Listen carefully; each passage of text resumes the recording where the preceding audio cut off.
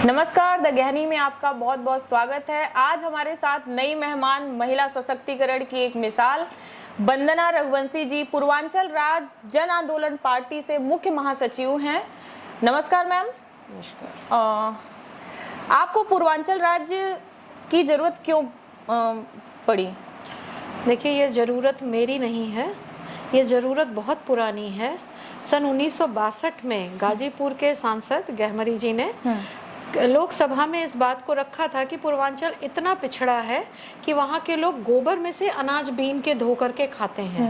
और नेहरू जी बकायदा लिटरली रोए थे और इसीलिए पटेल आयोग की उन्होंने वो बनाया, पटेल आयोग बनाया।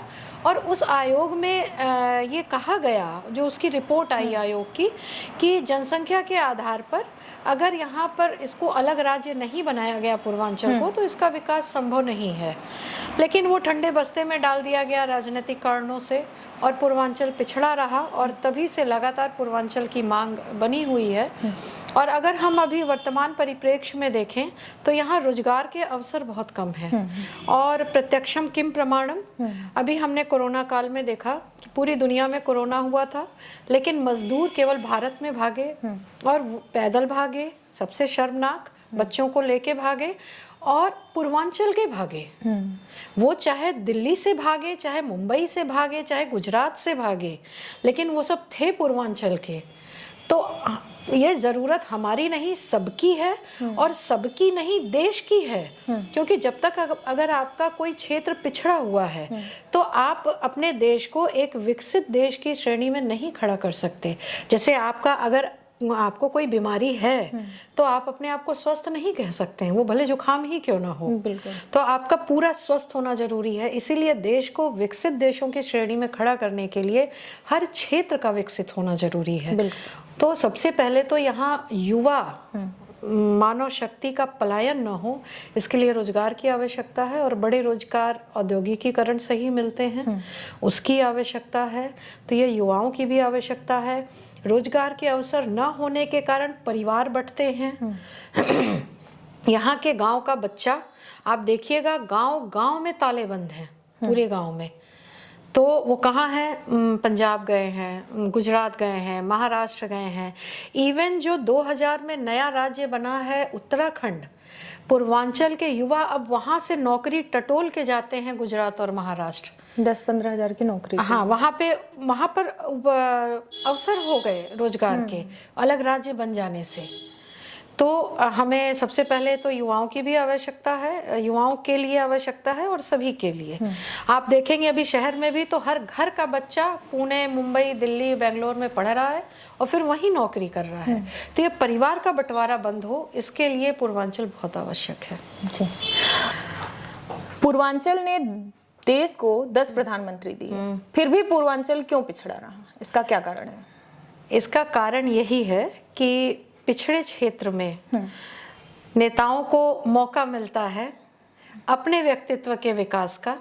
मैं तो कहूंगी कि ये राजनीतिक रूप से पिछड़ा रखा गया, क्योंकि जब सन 62 में गहमरी जी ने यहाँ का पिछड़ापन रोया था लोकसभा में, तो जो पटेल आयोग बना था उसमें कहा गया था कि राज्य गठित कर दिया जाए, इसका विकास हो जाएगा। लेकिन नेहरू जी ने नहीं किया। क्यों? क्योंकि पूरे खानदान को यहाँ का पिछड़ापन रो रो करके प्रधानमंत्री बनना था। तो यहाँ नेताओं की और प्रधानमंत्रियों की फसल बहुत अच्छी लहलहाती है। बहुत अच्छा स्कोप है स्वयं नेताओं के स्वयं के विकास का, व्यक्तित्व के विकास का। और इसीलिए जो है, मुझे ऐसा लगता है कि ये राजनीतिक रूप से पिछड़ा रखा गया है। क्योंकि यहाँ का पिछड़ापन रो करके, और सब जानते हैं कि केंद्र सरकार का रास्ता यही यूपी से हो करके जाता है। तो ऐसे में किसी ने ध्यान नहीं दिया और इसको पिछड़ा रखा गया। आप ये देखिए कि कोई भी फिजिकल चैलेंज नहीं है पूर्वांचल में। ये ना तो राजस्थान की तरह रेगिस्तानी है, ना ये बुंदेलखंड की तरह चट्टानी है, ना ये उत्तराखंड की तरह पहाड़ी है, ना यहाँ कश्मीर जैसा खतरा है, ना यहाँ छत्तीसगढ़ एमपी जैसा नक्सली खतरा है। कोई फिजिकल चैलेंज नहीं है। इसके विपरीत गंगा जी हैं, सदा नीरा गंगा जी हैं हमारे यहाँ। खेती की इतनी जमीन है, और सबसे बड़ी बात, पूरी यूपी के 66% बिजली का उत्पादन पूर्वांचल में होता है। हमारे पास बिजली की भी समस्या नहीं है, हमारे पास पानी की समस्या नहीं है, हमारे पास पूरी जमीन खेती की है और हमारे पास प्रचुर मात्रा में मानव संसाधन भी उपलब्ध है। जब सब कुछ है, हमारे पास अंतरराष्ट्रीय स्तर का पर्यटन है, धार्मिक पर्यटन है, सारनाथ हमारे पास, कुशीनगर हमारे पास, अयोध्या हमारे पास, प्रयागराज हमारे पास, काशी हमारे पास, लेकिन फिर भी हर क्षेत्र में ये पिछड़ा रहा, चाहे पर्यटन रहा हो, चाहे खेती रही हो, चाहे उद्योग रहा हो। तो सारी फेवरेबल कंडीशन के बाद भी अगर ये पिछड़ा है तो ये राजनीतिक रूप से पिछड़ा रखा गया है।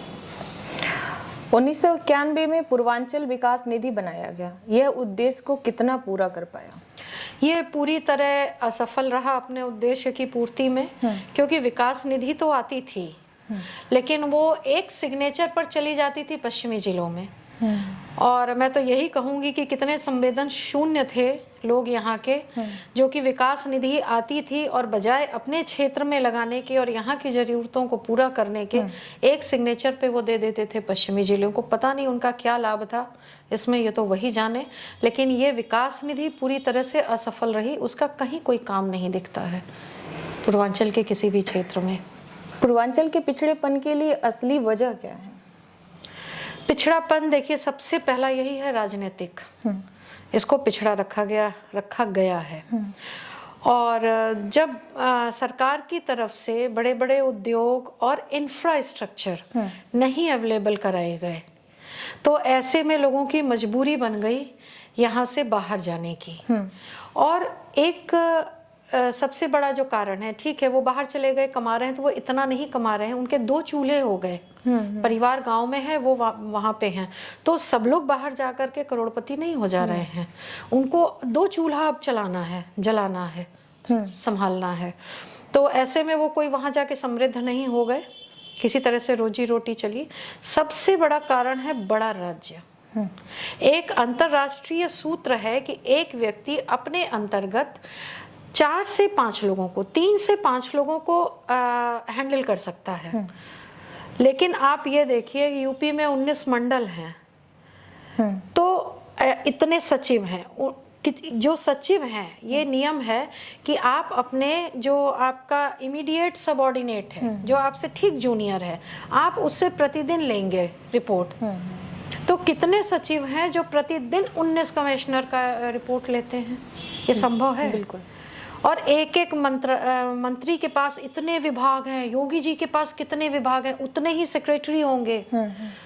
तो ये जो एक तंत्र, विफल तंत्र हम इसको कहेंगे, उलझा हुआ, कि जब आप डेली रिपोर्टिंग नहीं कर सकते हैं, तो आप समीक्षा नहीं कर सकते हैं, कोई निरीक्षण नहीं हो सकता है, तो चीज़ें आगे कैसे बढ़ेंगी?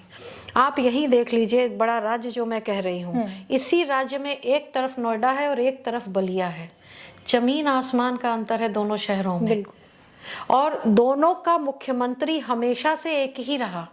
अगर हम अपनी भाषा में कहेंगे तो वो राज्य का माँ बाप है। ये बच्चे हैं जिले उसके, तो क्या बच्चे ऐसे ही पाले जाते हैं कि एक नोएडा जैसा ओवरवेट हो जाए और एक बलिया जैसा अंडरवेट हो जाए, माल न्यूट्रिशन हो जाए उसको? वो तो उनके हाथ में था, जितना उसको कर रहे थे, उसका विकास कर रहे थे, उतना ही इधर गाजीपुर, बलिया, आजमगढ़ चले जाइए, आज भी नहीं मिलेगा आपको कुछ उसके मुकाबले। माफियागिरी और भ्रष्टाचार को कैसे कम किया जा सकता है? इसके लिए मैं फिर यही कहूंगी कि छोटे राज्यों के माध्यम से ही किया जा सकता है। चूंकि ज़्यादातर सरकारें हमेशा पश्चिमी यूपी के पार्टी की बनी, तो ये संभव ही नहीं है कि वो 75 जिले देख पाए। ऐसे में उनका उद्देश्य भी थोड़ा सा सीमित होता था, अपनी एरिया डेवलप हो जाए। ऐसे में वो एक हिस्सा उन्होंने ठेके पे दे रखा था, कोई देखने वाला नहीं था। ये माफिया सरकार की ही उपज थे और सरकार ही खत्म भी कर सकती है। अगर आप उन्हें मौका नहीं देंगे तो वो या तो मेन स्ट्रीम में आ जाएंगे या तो शांत हो जाएंगे। तो ये पाले गए थे तो पल रहे थे। अब चीज़ें कंट्रोल हो रही हैं तो ये उम्मीद करते हैं, लेकिन एक माफिया या 2 माफिया मार देने से माफियागिरी नहीं खत्म होती है। बिल्कुल। इसके लिए आपको पूरा एक व्यवस्था बनाना पड़ेगा, और वो सबसे अच्छी व्यवस्था यही है कि जब विकास हो जाएगा तो फिर ये करेंगे क्या उसमें? अभी तक तो ठीके पे चल रहा था पूर्वांचल, तो ये लोग पल बढ़ रहे थे। आपको 8 महीने जेल में रहना पड़ा, क्या घटना थी वो? हाँ, ये चूंकि हम लोग 2013 से लगातार आंदोलनरत हैं अपनी मांग को लेकर के, और हमारा ये कहना है कि अपना MP PM है, हक से मांगो पूर्वांचल राज्य। तो भाई केंद्र सरकार के ही हाथ में है, हमारी डिमांड रहती है। अब नरम दल गरम दल हर तरह के लोग होते हैं, कुछ उसमें उग्र स्वभाव के भी होते हैं, जिनके अंदर धैर्य थोड़ा कम होता है। ऐसे में आंदोलन के दौरान एक आगजनी हो गई थी और मैं भी थी, और चूंकि वरिष्ठ पदाधिकारी तो मुझे जिम्मेदारी लेनी पड़ी जी। चीज़ें कोर्ट में चल रही हैं। यूपी के सत्ता का रास्ता पूर्वांचल से होकर जाता है, यह कितना सही है? ये बिल्कुल सही है, क्योंकि मैंने जैसा कि शुरू में कहा कि पूर्वांचल में सबसे अच्छी खेती नेताओं की लहलहाती है। पिछड़ा है तो वो पिछड़ापन रो करके और भोले भाले पूर्वांचलियों को सपना दिखा दिखा करके अपना व्यक्तित्व का विकास कर लेते हैं। और इतनी आबादी है, और जितनी भी यहाँ पर विधायकी सीट और सांसदीय सीट है सब, उसके चलते एक ये बड़ा ही भूमिका निभाता है पूर्वांचल केंद्र में सरकार बनाने के लिए। और जाहिर सी बात है कि हाँ, और इसका सबसे बड़ा प्रमाण ये है कि रास्ता यहीं से जाता है, क्योंकि देश को सबसे ज़्यादा प्रधानमंत्री पूर्वांचल ने ही दिए हैं। ऐसा नहीं है कितनी मेट्रो सिटीज़ हैं, कभी कोई कोलकाता से आ गया हो, वेस्ट बंगाल से आ गया हो, मुंबई से आ गया हो, ऐसा नहीं है। तो ये जाहिर सी बात है कि पिछड़ेपन का रोना रो रो करके सब लोग यहाँ केंद्र में पहुँच जाते हैं। अगर भविष्य में कभी पूर्वांचल राज्य बना तो नए राज्य में अल्पसंख्यकों के लिए कितना जगह होगा? देखिए, नया राज्य भारतवासियों के लिए बन रहा है। इसमें ना तो अल्पसंख्यक की कोई बात आती है, ना तो बहुसंख्यक की बात आती है। यहाँ सभी समान होंगे, और जितनी भी योजनाएं होंगी या सुविधाएं होंगी या जो इंफ्रास्ट्रक्चर होगा वो सबके लिए एक होगा। उनको कोई एक कोना बना के नहीं दे दिया जाएगा कि ये तुम्हारे लिए है। वो मतलब सबके लिए बराबर होगा। पूर्वांचल में महिलाओं की स्थिति पर आप क्या कहना चाहेंगे? हाँ, ये इसका पिछड़ापन महिलाओं को बहुत प्रभावित कर रहा है। अगर कहा जाए तो सबसे ज़्यादा शिकार महिलाएं ही हैं। आप देखिए,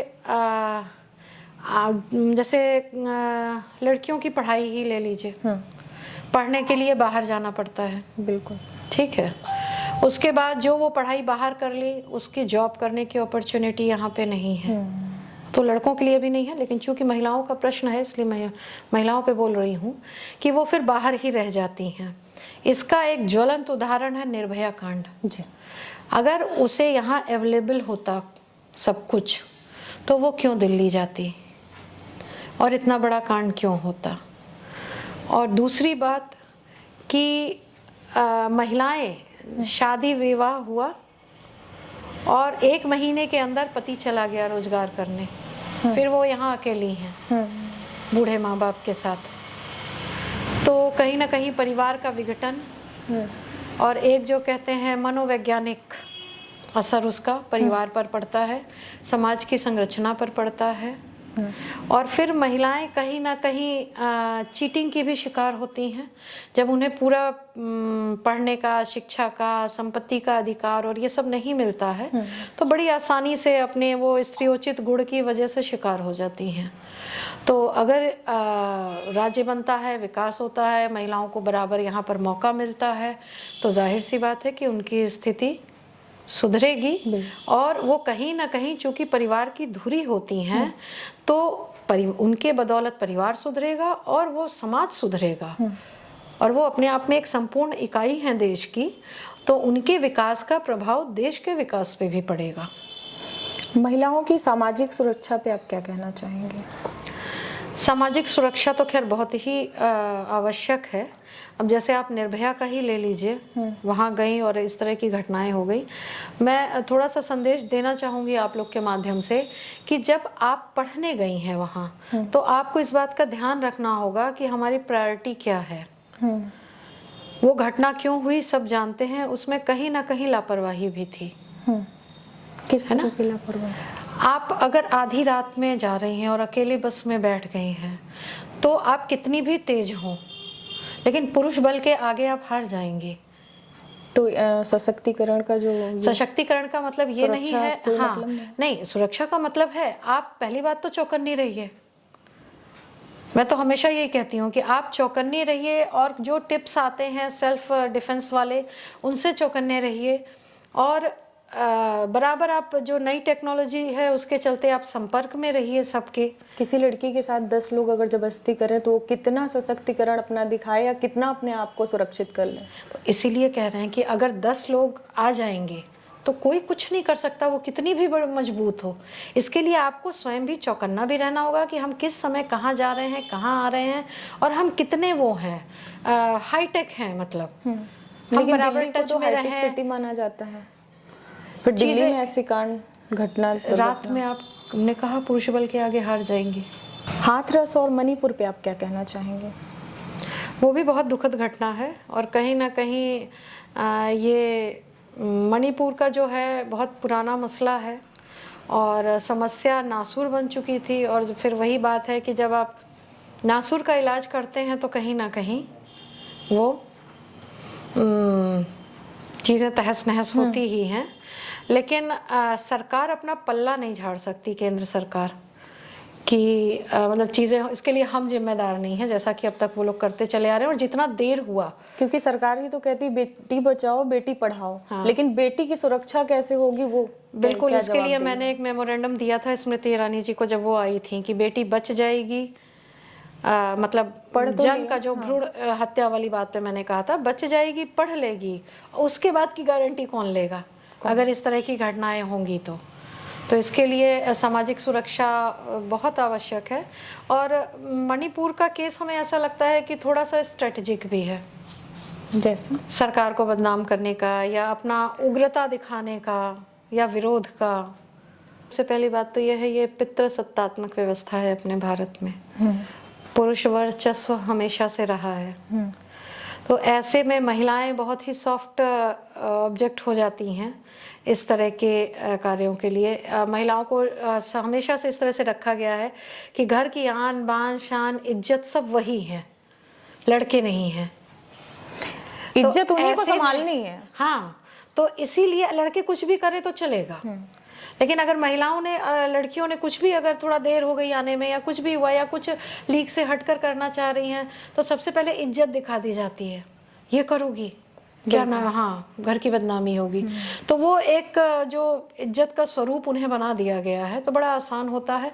और कहीं ना कहीं वो देखिए हमेशा पुरुषों द्वारा प्रताड़ित की जाती हैं, तो उसमें बाहुबल भी आ जाता है।